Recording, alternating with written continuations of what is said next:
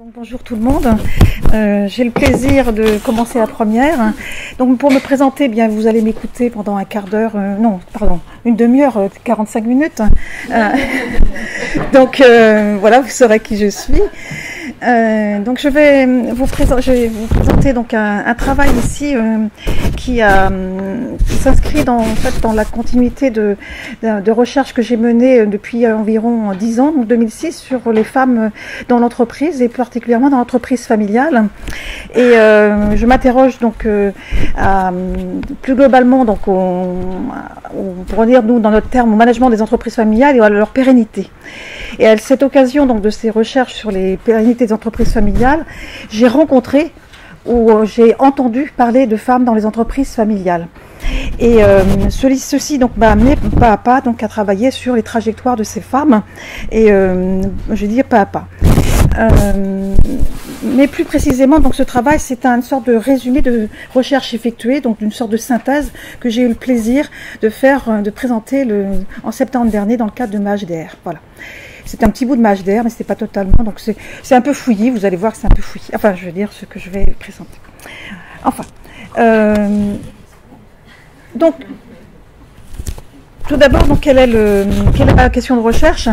Donc deux sous-questions qui se tiennent, à savoir donc selon quel processus les femmes ou certaines femmes donc liées à la famille de ces entreprises familiales accèdent-elles à la direction de ces entreprises, et puis comment elles passent donc du rôle invisible au rôle visible dans ces entreprises, à la tête de ces entreprises, ou plus précisément comment ceci fait un va-et-vient entre l'invisible et le visible.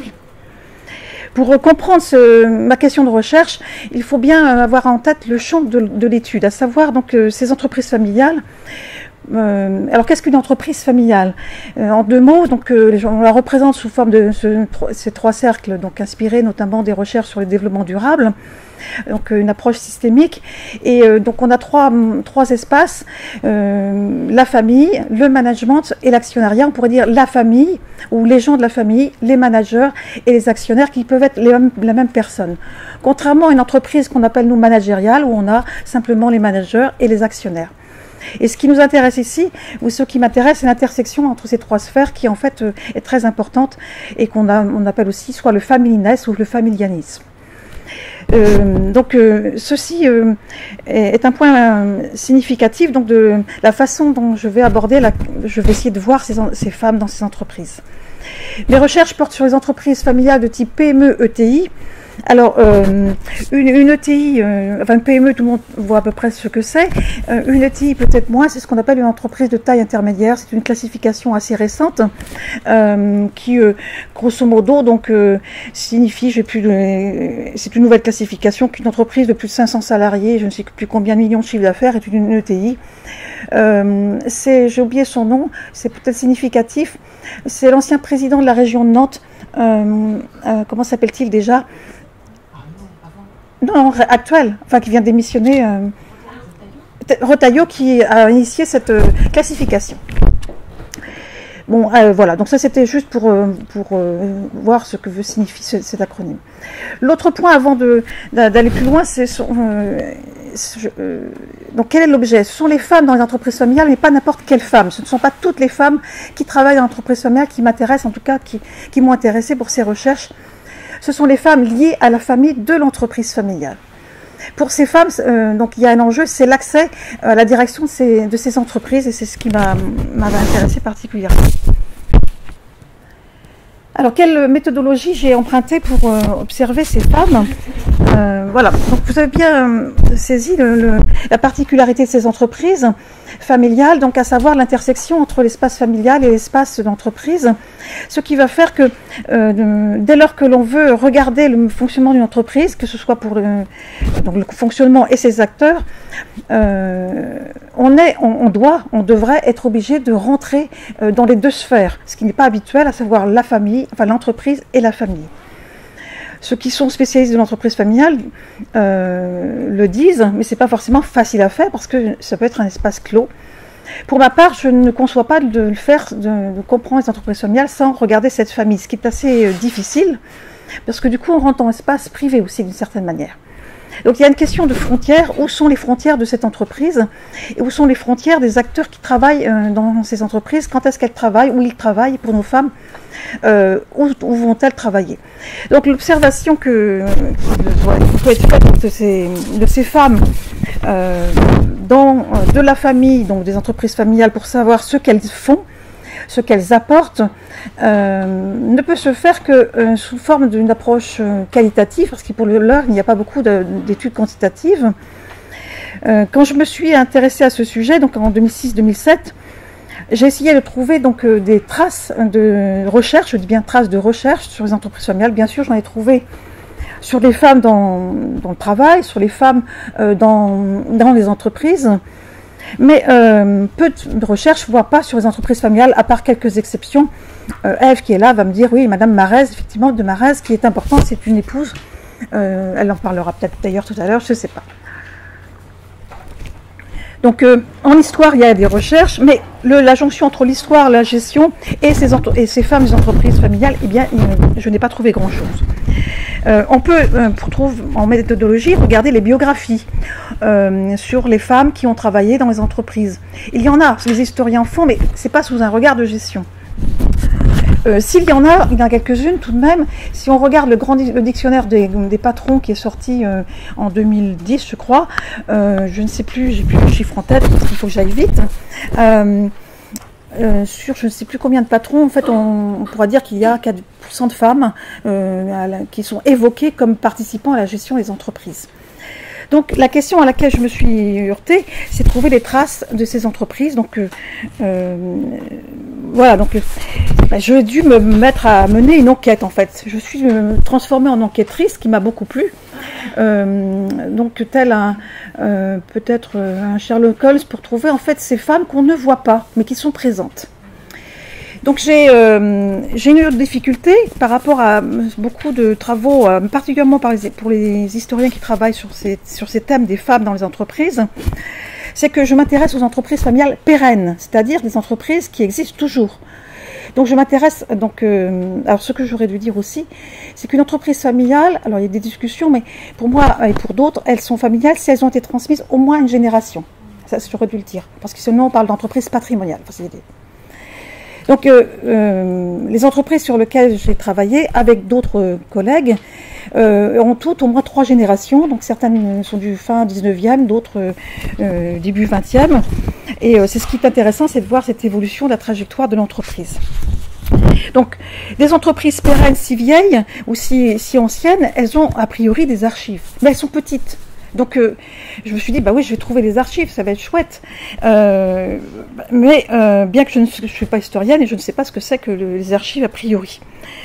Voilà, donc je menais mon enquête. Comment je me suis prise? Eh bien, j'ai mené des entretiens auprès d'un certain nombre de chefs d'entreprise, masculins ou féminins, mais je n'ai pas choisi en fait. Je m'intéressais aux entreprises d'abord. Donc, j'ai rencontré beaucoup d'hommes et qui m'ont parlé de leur histoire personnelle, de l'histoire de la famille, et puis au fil du temps, très rapidement, de leur mère, de leur père. Donc, vous savez bien, ceux qui sont historiens, vous savez comment ça se passe. Et puis certains, donc j'ai été amenée à rencontrer des membres de ces familles qui sont peut-être dans l'entreprise ou à l'extérieur. Donc, je suis allée dans la famille aussi. J'ai bu des cafés, alors que je cherchais des cognacs même.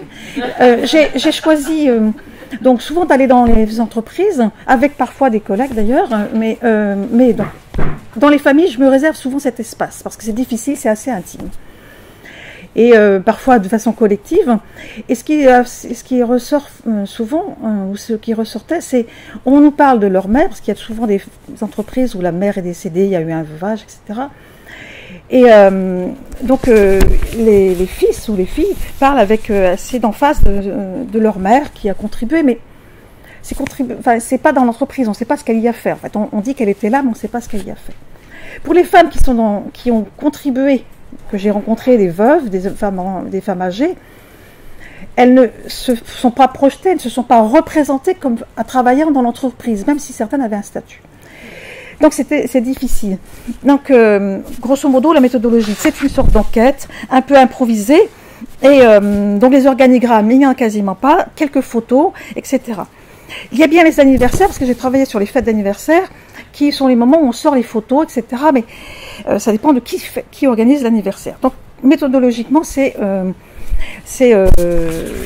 comme on peut. Hier, j'ai entendu un nouveau mot, c'est slow science. Donc je trouve que là, je vais reprendre cette expression. Moi, je vais me l'approprier. Donc c'est ce qu'on appelle grosso modo l'approche par l'étude de cas et un peu les récits de vie, et voilà. Donc qu'est-ce que ça a donné tout ça? Eh bien, 3 grands résultats, donc je vais vite. 3 grands résultats. Le premier résultat, c'est, donc je vais les déployer les uns après les autres, c'est un ensemble de caractéristiques donc, concernant ces femmes liées à la famille dans la conduite de celle-ci. Puis après, je vais vous présenter en fait ces résultats sous forme de typologie et puis les résultats. Donc les résultats qui concernent les caractéristiques. Je l'ai synthétisé donc en 5 éléments. Le premier élément qui ressort, qui est assez étonnant, c'est la permanence de la division familiale du travail. Donc, bien sûr, la division familiale du travail, on n'est pas étonné. Mais c'est la permanence de la division familiale du travail qui apparaît. Donc, elle est apparue d'abord dans un travail que je ne vais pas tout reprendre, rassurez-vous. Mais elle était apparue dans un travail vraiment avec une approche d'histoire, avec mon collègue Pierre Labardin sur le rôle des épouses dans les petites entreprises familiales sur base d'archives. Donc on avait utilisé les archives de rapports de syndic. Et là, effectivement, ces femmes apparaissaient dans les rapports de faillite. C'est parce qu'il y a eu faillite qu'on a vu les femmes. Sinon, on ne les aurait pas vues. Donc ces femmes sont apparues comme étant souvent fautives de la faillite, mais ça c'est autre chose. Elles sont apparues comme tenant la comptabilité et tenant donc la boutique en quelque sorte. Ce sont des petites entreprises. Et ce qui nous a frappé, c'est donc la permanence donc, de la fin du 19e jusqu'en 1939. Alors que les outils de gestion ont évolué. Et cette permanence donc, de la division du travail, je l'ai retrouvée auprès d'entreprises donc, vivantes. Les femmes, donc grosso modo, sont à la comptabilité et les hommes sont, enfin la comptabilité et la vente, les hommes sont à la production, etc. Mais plus précisément, cette division du familial du travail, elle est effectivement genrée, donc, enfin genrée, elle est genrée bien, mais elle n'est pas que genrée, mais elle est vis-à-vis du rapport époux-épouse ou conjoint-conjointe, là on n'est pas trop surpris, c'est ce que je viens de dire, mais elle est aussi genrée, et c'est très actuel surtout ceci, au sein de la fratrie. Quand on a des frères et sœurs qui sont dans l'entreprise ou qui dirigent l'entreprise, eh bien, on retrouve cette division. Et là, ce sont des recherches qui questionnaient l'attitude de l'entreprise familiale vis-à-vis du développement durable. Et on a vu donc cette répartition très importante. La femme, ou la sœur plutôt, qui, si elle reprend l'entreprise, eh bien, elle a quand même une mission sur le marketing, la communication. En fait, c'est extrêmement classique. Et c'est à cette condition souvent que ça marche bien dans les reprises par les frères et la sœur. Donc ça, c'est un premier élément. Et ceux qui connaissent peut-être mieux que moi les études sur les domaines agricoles dans les entreprises familiales, en fait, on retrouve quasiment la même chose. Les travaux j'oublie son prénom, Bessière, qui montre ça. Donc, pour nous, en tant que de sciences de gestion, on s'était dit, les outils de gestion changent, les pratiques changent, a priori, enfin les outils, et au fond, les pratiques, en termes d'hommes-femmes, ne changent pas beaucoup. Deuxième résultat, 2 modes de direction non exclusifs par les femmes, membres de la famille.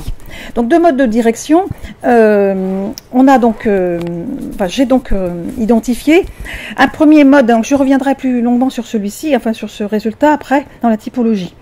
Donc un premier type de dirigeante, au sens où elle est dans l'entreprise, où elle travaille pour l'entreprise. Je n'ai pas dit qu'elle était visible ou invisible pour l'instant. Donc les premières je les ai qualifiées de dirigeantes gestionnaires. Ce sont donc des femmes qui sont à la tête d'une entreprise familiale, mais qui vont se limiter à la gestion courante. Autrement dit, on dit à propos d'elles qu'elles entretiennent le patrimoine familial, notamment quand il s'agit de veuves qui ont repris momentanément l'entreprise. Là, elles se situent donc comme des régnantes en quelque sorte, des régentes, pardon, qui sont là pour passer le patrimoine. À côté de ces femmes dirigeantes gestionnaires, on a les dirigeantes stratèges. Donc qui elles vont, on va trouver peut-être des veuves aussi, des veuves entrepreneurs, mais aussi on va trouver des héritières, c'est-à-dire que des femmes, des filles qui vont reprendre l'entreprise. On a les deux configurations qui vont vraiment faire de la stratégie d'entreprise. Et là, il y a un très bel exemple, mais très ancien, que j'avais été très très heureuse d'avoir pu faire cette collaboration avec Noémie Etienne, qui est une chercheuse en histoire de l'art, que certains connaissent peut-être, et qui travaillait sur les restauratrices de tableaux au XVIIe, XVIIIe, et qu'on avait associé nos résultats sur les veuves, et elle avait trouvé la veuve Godefroy, qui avait inventé la nouvelle méthodologie donc pour restaurer les tableaux. Elle avait dévoilé plutôt son secret, ce qui avait valu donc une baisse des prix sur la concurrence, à savoir l'huile de coude. Et donc elle avait vendu ce secret donc tous ces bons hommes, mais elle avait donc vraiment fait ce qu'on appelle nous un changement, une rupture stratégique dans le monde de la restauration. Donc voilà ces éléments sur ce deuxième résultat. Le troisième résultat, c'est le va-et-vient, enfin la permanence d'un va-et-vient entre l'invisibilité et la visibilité du rôle des femmes dans la conduite de celle-ci. Donc je vais mieux le montrer avec la typologie, je vais le visualiser, je veux dire. En effet, donc on va avoir des femmes qui vont rentrer, de toute façon je vais donner un exemple qui va illustrer ceci. Une femme, donc elle s'appelle, on va l'appeler Lucie, qui rentre comme comptable dans une entreprise dans les années 30, non peut-être pas quand même, si 30 à peu près. Elle rentre comme comptable et il lui arrive quelque chose, c'est qu'elle tombe amoureuse du fils un des fils du patron, donc c'est dans une meunerie, et il s'avère donc il se marie. Après, bien sûr, et le moment après le mariage, eh bien, elle continue de tenir la comptabilité, mais là, à la maison et sans être payée surtout. Après, il lui arrive quelque chose, c'est que son mari meurt. Donc elle reprend les rênes de l'entreprise et elle est toujours en vie, hein, donc je vais peut-être exagérer sur la date. Donc là, elle est passée de la comptabilité, donc de l'approche invisible, enfin visible, invisible à revisible, et puis à nouveau invisible parce qu'elle est âgée, mais qu'elle est toujours là en train de piloter. Donc voilà cette idée de va-et-vient, et puis donc cette idée pour certaines femmes qui au contraire vont être invisibles et qui vont devenir visibles. Bon, je ne m'attarde pas pour l'instant sur ce point-là. Sur le quatrième point, l'importance du lieu où le rôle est exercé. Donc ce sont des petites et moyennes et grandes entreprises. On va jusqu'à 2000 salariés. C'est pas des petites entreprises. Il y en a qui en ont 60, mais dans le BTP, que de l'industrie. J'aime beaucoup l'industrie. Je préfère, c'est plus facile. Il y a plus de vieilles entreprises là-dessus. Eh bien, on va avoir des femmes qui vont, bien sûr, tenir la comptabilité de l'entreprise sur la table de la cuisine. Elles vont, sans s'en rendre compte, recevoir les clients et les fournisseurs dans la cuisine. Donc là, on a un rôle informel dans la sphère familiale, mais qui a pour objet la sphère publique, entre guillemets. Donc le lieu où est exercée l'activité va être extrêmement important parce que va déterminer s'il s'agit d'un travail souvent formel ou informel et rémunéré ou non. De façon significative, on va apparaître le rôle du siège social, du lieu du siège social. Plus l'entreprise grossit, bien sûr, plus le siège social va s'éloigner du lieu d'habitat, et donc on va avoir moins d'importance du rôle exercé, du rôle invisible dans la sphère familiale. Ce qui est significatif aussi sur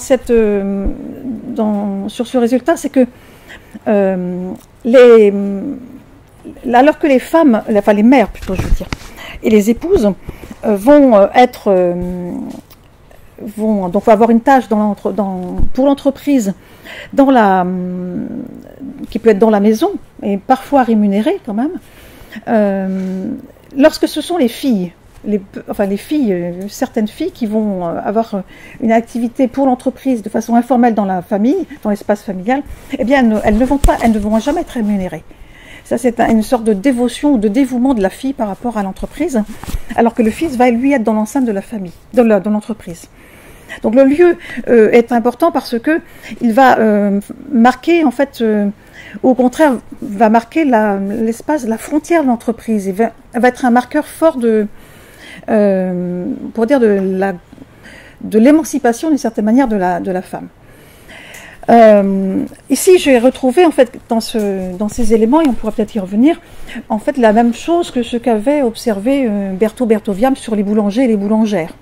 L'importance du lieu d'habitat, lieu d'exercice de la boulangerie. Souvent, la boulangerie est au rez-de-chaussée et le lieu d'habitat est à l'étage. En 2017, on l'observe toujours. Ça, c'est quand même fabuleux et c'est peut-être d'une certaine manière aussi une chance pour certaines femmes de voir cette configuration. Enfin, voire chance entre guillemets. Donc, les frontières et le côté formel et informel. Le dernier point, dernier résultat, c'est le rôle de passeuse. Qu'est-ce qu'une passeuse et non pas une repasseuse, bien sûr, vous avez y pensé, je suis sûre. La passeuse, donc, ou je les ai appelées comme ça, c'est pas très original, va consister pour les femmes que j'ai rencontrées, qu'on a rencontrées, tout d'abord à assurer la transmission d'entreprise. C'est une gardienne en quelque sorte du patrimoine familial. Car nos entreprises familiales voient, ça c'est un petit retour en arrière, voient dans l'entreprise, enfin les familles des entreprises familiales voient l'entreprise familiale comme étant au service de la famille. Hommes et femmes, c'est souvent comme ça, à 80%, même aujourd'hui dans les grandes entreprises. Donc ces femmes sont les garantes de la transmission d'entreprise. On le voit notamment pour ces femmes, qu'elles soient veuves ou héritières qui acceptent, on va revenir là-dessus, mais de reprendre l'entreprise, c'est parce qu'elles ont intégré l'idée qu'il faut qu'elles soient les garantes de ce patrimoine qui n'est pas forcément le leur d'ailleurs, parce que pour les veuves, ce sont souvent des pièces rapportées. Donc elles sont passeuses à ce niveau-là, parce qu'elles reprennent la direction de l'entreprise ou un temps ou longtemps. Ce sont des passeuses aussi parce qu'elles vont parfois accepter des mariages qui ne sont pas forcément des mariages, je ne vais pas dire pas d'amour, peut-être pas exagéré, mais assez calculés. C'est-à-dire que elles vont voir dans le gendre, c'est pas forcément dicté, explicité, mais l'heureux élu, le gendre va comme par hasard avoir les compétences requises pour pouvoir reprendre une entreprise. Et encore plus de chance, le gendre est choisi par le beau-père, enfin, il est choisi, élu en quelque sorte, il est accepté par la nouvelle famille, donc l'entreprise familiale, et il va être préféré à la fille pour diriger l'entreprise. Donc là, il y a l'idée d'acceptation aussi de la part de la fille, en l'occurrence, pour que ce soit son mari qui reprenne à sa place. Rôle de passage aussi parce que ce sont elles qui vont vraiment énormément participer à la socialisation de l'entrepreneur. Donc de l'entrepreneur avec au masculin, au féminin, comme vous voudrez, mais c'est donc vraiment, je viens de dire, le cœur par rapport à ces deux journées ici. C'est-à-dire que la socialisation donc, de l'entrepreneur, mais entre autres primaire, mais aussi secondaire, la façon dont va être façonné le petit garçon par rapport à la petite fille, il va intégrer l'idée qu'il est capable d'entreprendre ou pas. Il me reste donc 10 minutes, c'est ça. C'est tout à fait suffisant. Enfin, je pense. Donc, on a ce rôle de passeur qui est très important. Et voilà, donc maintenant, je vous montre ma jolie typologie qui résume ce que je viens de présenter, mais qui montre la dynamique de ce va-et-vient qui est, je trouve, qui correspond vraiment à la journée, enfin aux deux journées ici, sur les rôles possibles pour les femmes membres de la famille, donc ici, donc, dans la conduite de celle-ci. Celles qui sont vraiment, qui ont pris part là à l'entreprise, pas celles qui n'auraient jamais pris part. Donc plusieurs éléments donc, pour lire cette typologie.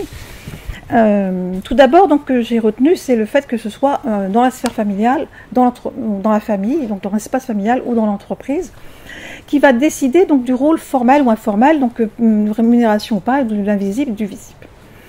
Après, donc qui va donc définir aussi les modalités d'implication. Que fait-on ? Que font ces femmes ? Parce que c'est là la grande difficulté, c'est-à-dire que souvent des études sur les femmes dans l'entreprise familiale ou dans les entreprises, oui, familiales, vont dire elles sont là, elles sont pas là, c'est un comptage. Mais moi, ce qui m'intéressait, c'est ce qu'elles font. C'est beaucoup plus difficile de savoir ce qu'elles font vraiment. Sinon, bon, c'est pas très intéressant. Donc, deux tâches qu'on scinde dans notre champ en sciences de gestion. Donc, la gestion, donc, le courant, en quelque sorte. Hein, on applique les décisions qui ont déjà été prises, entre autres, ça peut être donc la vente, même la communication, la comptabilité, donc des choses qui, je ne veux pas dire qu'ils ne méritent pas de penser, mais ça peut être la gestion de la qualité, etc. Mais on n'est pas dans les grandes décisions de la sphère, pour rejoindre ce qui a été dit hier, des décisions stratégiques. À l'inverse, le management, là, ça va signifier donc déjà qu'on va gérer des hommes et des femmes, hein, on manage des individus, des salariés, et puis surtout on va prendre une part aux décisions et à l'avenir de l'entreprise. On se projette dans l'entreprise, donc ça c'est extrêmement important. Donc après, à partir de ceci, j'ai distingué 4 types d'entreprises. J'ai trouvé des jolis mots, je trouve, pour les qualifier. L'intendante. Alors, donc cette intendante, vous l'aurez, elle dit bien ce qu'elle veut dire, enfin je trouve, c'est que j'ai sondé en fait, moi pour voir si c'était parlant, eh bien l'intendante, elle tient les comptes. Elle tient les comptes, elle gère éventuellement quelques employés au sens de la gestion de la paye, elle prend éventuellement les rendez-vous, mais elle reste chez elle. La gestionnaire, elle travaille dans l'entreprise, elle a des compétences, elle est très compétente, elle souvent, au contraire, fait beaucoup d'études et elle est rémunérée, elle peut être... donc beaucoup d'études, si je reviens à l'exemple de ma Lucie, elle a fait des études de comptabilité dans les années... elle a un diplôme, hein, c'est une fille d'agriculteur d'une famille nombreuse, elle a un diplôme de comptabilité, j'appelle ça des grandes études, bien sûr, hein. Il faut ramener ça à l'époque. Donc elle est employée, mais là on va trouver des femmes aujourd'hui qui ont des bacs plus 5 en grand nombre. Donc elles sont très à même de faire leur travail, leur job. Les gouvernantes, eh bien, ce sont les mêmes que les précédentes. Elles gouvernent, elles sont dans la gouvernance de l'entreprise, mais elles vont être dans la famille, c'est ce qui va les caractériser. Elles ne sont pas payées, j'ai dit non payées, elles peuvent être néanmoins rétribuées sous forme donc, de dividendes ou de parts qui peuvent leur revenir en cas de bénéfice. Bon, c'est assez informel, mais il y a une rétribution qui peut quand même être envisagée. Les dirigeantes, eh bien, c'est le lambda, hein, c'est celles qui vont tout faire, qui vont être... donc à la fois compétentes, qui vont être visibles, qui vont travailler dans l'entreprise, etc. Donc c'est ce que on a dans n'importe quelle entreprise au fond. Hein. Mais voilà, alors qui sont ces femmes et comment elles y arrivent surtout.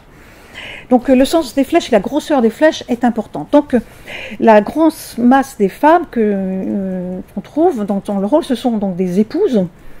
Hein, on les retrouve donc comme intendantes et gouvernantes, donc elles peuvent aller d'un point à l'autre, donc ce passage de l'invisible à l'invisible, donc suivant les circonstances, et elles peuvent jouer un peu les rôles des deux, mais elles sont d'abord et surtout intendantes. Les épouses, les épouses en petit, donc je vais laisser ce point après.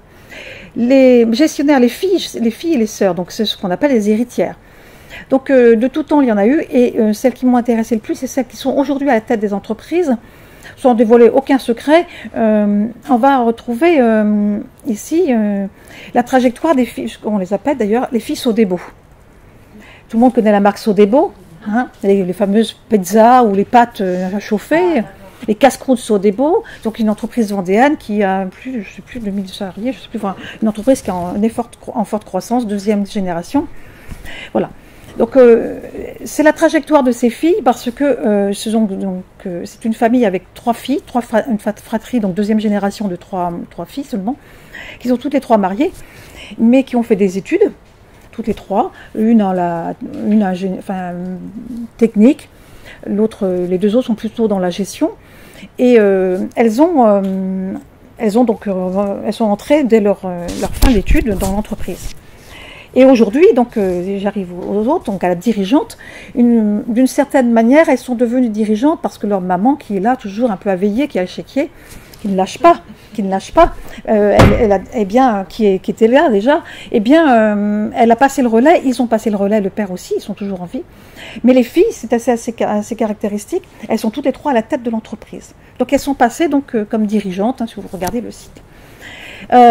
Donc on va avoir ensuite, c'est les mouvements des autres qui sont plus spécifiques, les veuves. Les veuves, donc ce sont des épouses qui deviennent veuves et qui donc, vous voyez, ça c'est vraiment la représentation de l'invisible au visible, etc. Ça tourne en fait. Hein. Donc c'est parce qu'elles deviennent veuves qu'elles deviennent dirigeantes et après le fils ou la fille qui a en âge de reprendre l'entreprise prend sa place, elle redevient visible. Mais c'est toujours ma Lucie qui a 80 ans, qui est toujours au comité de pilotage, qui est extrêmement active. Les épouses ici, il y a quelques épouses qui co-dirigent. Mais j'en ai pas assez d'abord pour donner des éléments plus poussés. Toutefois, il y en a quand même quelques-unes qui sont vraiment à égalité avec leur mari. Hein. Les héritières, en fait, souvent, ça peut être un peu les mêmes. C'est-à-dire qu'elles ont hérité, elles se sont mariées donc avec un homme qui est extérieur à la famille. Et c'est souvent l'homme a été le PDG en fait, le gendre en fait, et c'est une direction bicéphale, mais elles sont rarement la PDGère, en fait. Voilà. Donc, ce mouvement, cette typologie, bon, je pense qu'elle est sûrement perfectible, mais je l'ai faite pour montrer cette circularité, enfin, cette non-linéarité, justement, entre le rôle des visibles et invisibles. Presque terminé. Donc, les raisons, je vais les citer. Donc les raisons, donc et après vous me poserez des questions, comme ça j'y répondrai. Donc les raisons qui amènent les femmes à reprendre l'entreprise, là c'est plus tout à fait pareil. Les femmes à reprendre donc ou non l'entreprise, c'est-à-dire le dernier cadran. Hein, voilà, les dirigeantes. Hein, je reviens donc sur mon petit cadran, qui deviennent dirigeantes. Celle-ci. Pourquoi celle-ci? Voilà, bien, on l'a déjà vu. Donc des compétences. C'est parce qu'elles ont acquis des compétences. D'une certaine manière, soit à l'école comme celle qu'on a vue dans les diplômés, donc plutôt les héritières, mais pas seulement, et puis à côté de leur mari, parce qu'elles en fait, elles sont pas idiotes, elles entendent, elles apprennent, et donc parce qu'elles ont appris de manière indirecte, eh bien elles peuvent reprendre, et on s'aperçoit que tous celles qui ont appris, elles ont ces compétences. Le droit de la famille, droit commercial. Eh bien hier, donc, on a des juristes, donc Christelle est là. Donc, droit de la famille, il l'a un peu rappelé, mais on pourrait y revenir. Juste un point, alors j'espère que je l'ai bien compris, parce que je ne suis pas juriste. C'est cette fameuse loi de 1982 et 1982 qui donne le droit, alors c'est plutôt pour les petites entreprises, mais aux conjoints collaborateurs d'avoir un statut. Mais, enfin, le droit, mais pas l'obligation. En 82, donc très peu de femmes l'ont pris de statut parce que ça coûte cher. Bien sûr, celles qui tenaient la comptabilité, elles ne voulaient pas coûter trop cher. Donc en 2002, on rend ça obligatoire. Mais je n'avais pas bien compris, ça fait pas très longtemps que j'ai bien compris la subtilité. En fait, maintenant, c'est obligatoire d'avoir un statut, soit de salarié, soit de conjoint collaborateur. Mais les conjoints collaborateurs, qui est un des statuts le plus souvent retenu, en fait, c'est le droit à exercer bénévolement. C'est un droit d'une formalisation du bénévolat du conjoint, enfin, souvent de conjointe. Bon, voilà. Et je trouve que ça faisait écho, j'y avais pas pensé avant, à l'exposé hier sur les aidants. En fait, ce sont des aidantes. Hein. Ouais. Voilà, je trouvais que c'était... Et d'ailleurs, Olivier Giraud a travaillé sur ce statut de collaborateur. D'accord. Les circonstances d'opportunité. Les circonstances d'opportunité, je ne suis pas très élégant mais comme formule, mais c'est en gros, quand il n'y a pas de fils, quand il n'y a pas de fils ou de frères, c'est les femmes qui reprennent. Quand les enfants sont trop jeunes, c'est la femme qui reprend. Quand le mari meurt ou c'est un accident, en fait, c'est en situation donc soit de crise, en quelque sorte, qu'elles reprennent. Elles sont donc des pompières, en quelque sorte. Hein, c'est donc la roue de secours. Ensuite, la volonté de transmettre ou non. Certaines femmes n'en ont rien à faire, comme les hommes aussi d'ailleurs, de transmettre à leurs héritiers. Et souvent, elles ont vraiment envie de transmettre. Et là, c'est vraiment c'est un des points importants. Puis le dernier, le goût du pouvoir. Le goût du pouvoir, eh bien, on s'aperçoit que ces veuves ou ces femmes qui après reprennent l'entreprise, quand elles sont héritières, eh bien, il faut quand même qu'elles aient un petit peu le goût du pouvoir. Ça veut dire qu'elles ont été éduquées aussi comme ça, etc. Donc, comme je n'ai pas beaucoup de temps, je fais plutôt la conclusion, discussion. Paulette, voilà, voilà. Minute. La minute, très bien, très bien. Et déjà, ça déborde. Et déjà, tu es très généreuse, merci. Voilà. Alors, juste donc la conclusion de la conclusion.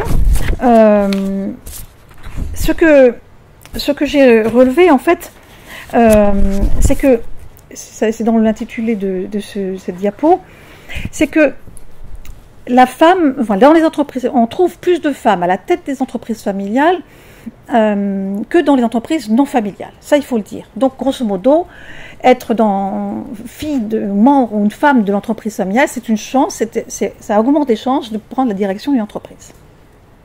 Car vous avez vu hier, avec la loi Zimmermann, en fait, elles ne sont pas PDG, nos femmes. Hein. Donc, on trouve plus de femmes à la direction d'entreprise familiale que les autres. Donc, ça, c'est très bien. Enfin, on se dit chouette, chouette, hurrah, hurrah. Donc, c'est quand même bien. Donc, si elles veulent s'y essayer, elles ont quand même plus de chances. Les gouvernantes paradoxales, c'est-à-dire que, en fait, et donc c'est lié aussi au pouvoir exercé au nom de la famille, les femmes on va se dire, donc, l'entreprise familiale est un levier pour les femmes pour être visibles en quelque sorte, et pour accéder au pouvoir, enfin, c'est une certaine visibilité. Mais on se rend compte qu'en fait, ce choix, c'est paradoxal, c'est au nom de la famille. Elle est toujours, donc c'est pour ça qu'il y a une imbrication entre la trajectoire personnelle et individuelle de la personne vis-à-vis de sa famille et vis-à-vis de l'entreprise. Donc il y a un empilement de devoirs en quelque sorte.